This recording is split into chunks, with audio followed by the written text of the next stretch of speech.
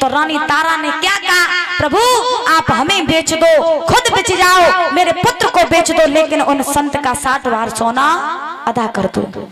धन्य है ऐसी नारियां जो अपने पति के दुख सुख में साथ खड़ी रहती हैं। तारा ने कितनी बड़ी बात कह दी कि प्रभु खुद बेच जाओ, हमें बेच दो, पुत्र बेच दो, लेकिन संत का 60 बार सोना अदा कर दो।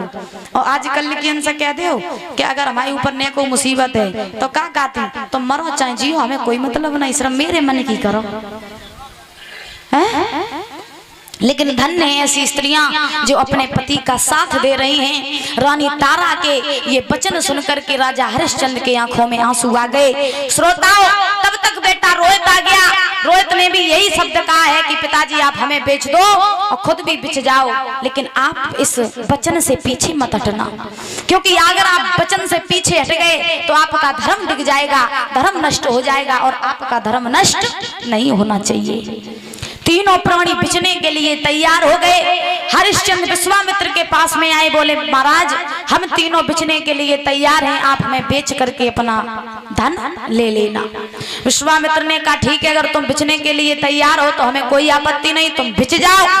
उसी समय तीनों प्राणियों ने राजसी वस्त्रों को त्याग दिया और वस्त्रों को त्याग करके महाराज दास दासियों जैसे वस्त्र धारण कर लिए। मैया तारा ने एक फटी सी साड़ी लपेट ली, बेटा रोहित ने एक फटी महाराज धोती लपेट ली। हरिश्चंद्र ने का भी यही हाल है, और तीनों प्राणी बिचने के लिए तैयार हो गए।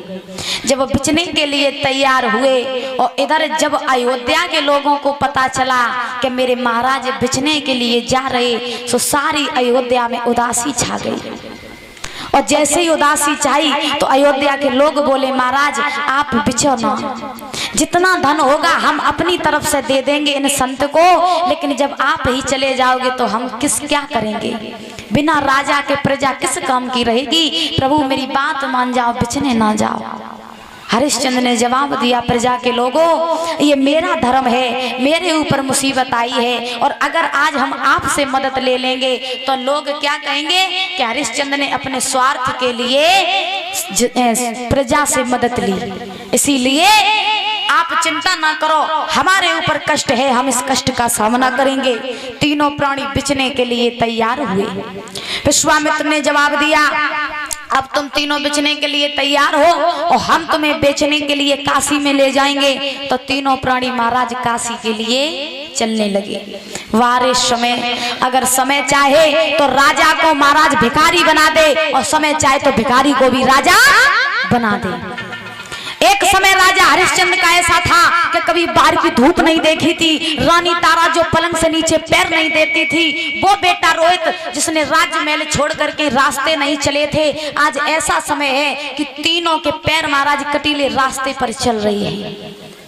आज चलते चलते चलते चलते एक दिन नहीं, 2 दिन नहीं, महाराज 3 दिन नहीं, चलते चलते तीनों प्राणी थक चुके। बेटा रोहित के पैरों में छाले पड़ गए और प्यास की वजह से रास्ते में गला सूखने लगा।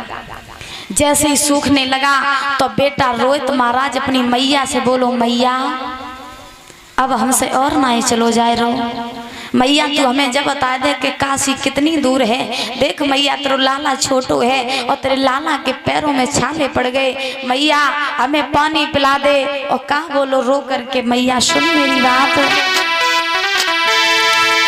पल पल ठोकर खाते और चला नहीं जाता है, काशी कितनी दूर बता मेरी माता है।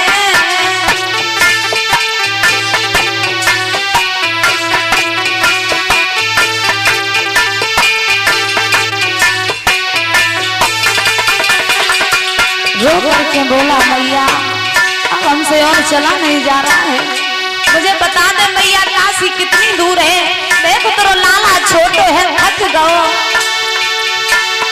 अरे पल पल ठोकर खाते चला नहीं जाता है, काशी कितनी दूर बता मेरी माता है।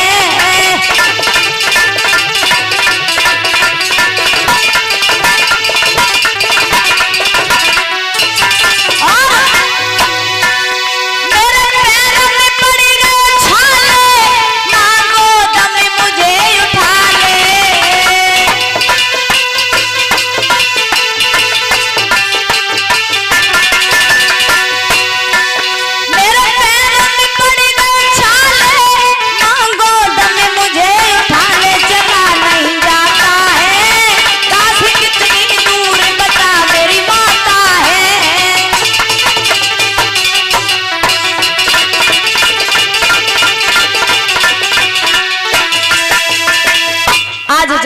दिया, मैया मुझे गोद में उठा ले, मुझसे और चला नहीं जाता। इतना कह करके वो बेटा वहीं पछाड़ खा करके गिर पड़ा। मैया तारा ने जब अपने बेटा की ये हालत देखी, महाराज अपने बेटा को गोद में उठा लिया और हरिश्चंद्र से बोली, लाला महाराज मेरा बेटा अब और चल नहीं सकता है, इसकी प्यास की वजह से हाल बेहाल हो रहा है, इसे पानी पिला दो, और अगर पानी नहीं पिलाया तो मेरा लाला मर जाएगा, बचेगा नहीं। उसी समय विश्वामित्र आए, विश्वामित्र ने जल दिया और रोहित से कहा है, बेटा ये जल पी ले और पानी पी करके अपनी प्यास बुझा ले, क्योंकि काशी अभी बहुत दूर है। बेटा रोहित ने जवाब दिया कि हे महात्मा जी, जब तक मैं आपका ये कर अदा नहीं कर देता हूं तब तक मैं पानी की एक बूंद भी नहीं पीऊंगा। काशी कितनी भी दूर हो मैं ऐसे ही चलता रहूंगा। पानी नहीं पिया। श्रोताओं, तीनों प्राणी चलते चलते चलते चलते आज काशी में पहुंच गए। जब तीनों प्राणी काशी में पहुंचे हैं तो महाराज ध्यान रखना, जैसे ही काशी में पहुंचे तो पहुंचने के बाद में इधर विश्वामित्र पूरी काशी में आवाज लगाने लगे।